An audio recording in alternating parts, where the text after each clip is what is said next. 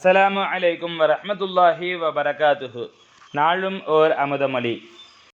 நபிமார்கள் முர்சல்களை தவிர்ந்த ஒரு கூட்டத்தார் இறைவனுக்கு இருக்கிறார்கள். அவர்களுடைய நிலைமைகள் அல்லது தன்மைகள் எவராலும் அறிந்து கொள்ள முடியாது. சுவர்க்கம் நரகங்களிலுள்ள ரிலுவானும் மாலிக்குமே அறிந்து கொள்ள மாட்டார்கள். ஏனெனில் அவர்களுடைய நிலைமைகள் மிக தெளிந்ததாகவும் மறைந்ததாகவும் உண்டு.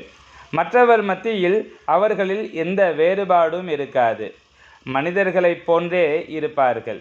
ஆனால் அவர்களின் சொல், செயல், எண்ணங்களெல்லாம் மக்களை விட மாற்றமானதாகவும் பொதுமக்களால் அறிந்து கொள்ள முடியாத தன்மையுடையதாகவும் இருக்கும். இவர்கள் உண்மைக்கு முரணாக நடக்க மாட்டார்கள்.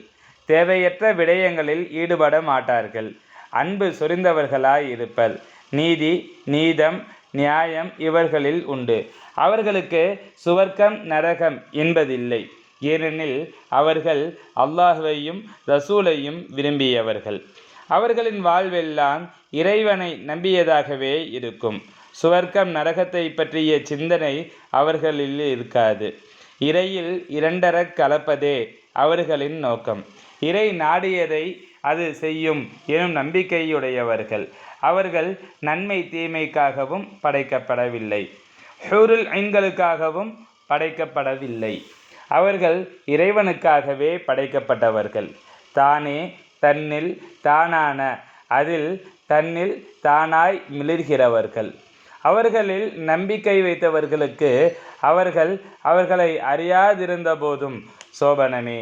சங்கீமிக ஷேக் நாயகம் குதுபுஸ்ஸமான் ஷம்சுல் உஜூத் ஜமாலியா அசையீத் ஹலீல் உன் மௌலானா அல் ஹசனியுல் ஹுசைனியுல் ஹாஷிமி கதசலாஹு சிர்ரஹுல் அலீம் அவர்கள் ரிசாலத்துல் கௌசியா எனும் நூலிற்கு மெய்ஞான போதனை அல்லது இரட்சண்ய பிரபந்தம் என்று எழுதிய விளக்க உரையில் இருந்து